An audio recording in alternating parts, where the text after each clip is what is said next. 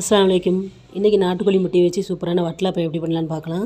ஒரு பாதி முறி தேங்காய் வந்து பொடிசாக கட் பண்ணியிருக்கேன். அது கூட 6 முந்திரி பருப்பு நல்லா அரைச்சி எடுத்துக்கணும். இதில் இந்த சின்ன டம்ளருக்கு 1 டம்ளர் தண்ணி ஊற்றி நல்லா அரைச்சி கெட்டியான தேங்காய் பாலை நல்லா பிழிஞ்சு எடுத்துக்கணும். மீதி இருக்கிற தேங்காயோட 1/2 டம்ளர் அளவுக்கு தண்ணி ஊற்றிட்டு நல்லா அரைச்சி எடுத்துட்டோம் அப்படின்னா நல்லா 3/4 கப் அளவுக்கு கெட்டியான தேங்காய் பால் கிடச்சிரும். அதே 3/4 கப் அளவுக்கு முட்டை தேவைப்படும். நான் வந்து நாட்டுக்கோழி முட்டை எடுத்திருக்கேன். எனக்கு வந்து 7 முட்டை கிடச்சிருக்கு. 3/4 கப் அளவுக்கு முட்டை எல்லாத்தையும் மிக்ஸி ஜாரில் சேர்த்துட்டு அதே 3/4 கப் அளவுக்கு சீனி எடுத்துக்கிறேன். சீனி கம்மியாக வேணும் அப்படின்னா இன்னும் கொஞ்சம் கம்மி பண்ணி போட்டுக்கலாம். நிறைய சேர்த்தோம் அப்படின்னா தான் நல்லாயிருக்கும். இப்போ முட்டை சீனி ரெண்டையும் மிக்ஸி ஜாரில் சேர்த்துட்டு நல்லா அரைச்சி எடுத்துக்கணும். இதோட எடுத்து வச்சிருந்த கெட்டியான தேங்காய் பால் இதையும் சேர்த்து நல்லா அரைச்சதுக்கப்புறமா இன்னொரு பாத்திரத்துக்கு மாற்றிட்டு வாசனைக்கு ஏலக்காய் தூள் எல்லாத்தையும் சேர்த்து கலந்ததுக்கப்புறமா வேக வச்சிடலாம். இட்லி பாத்திரத்தில் தண்ணி ஊற்றிட்டு ஒரு ஸ்டாண்ட் வச்சுக்கோங்க.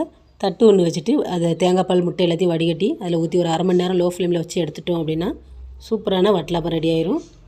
இது நாட்டுக்கோழி முட்டையில் பண்ணியிருக்கேன். ரொம்பவே டேஸ்ட்டாக இருக்கும், உடம்புக்கு ரொம்பவே நல்லது. இந்த ரெசிபி பிடிச்சிருந்துச்சி அப்படின்னா வீடியோ லைக் பண்ணிட்டு சப்ஸ்கிரைப் பண்ணிக்கோங்க. தேங்க்யூ.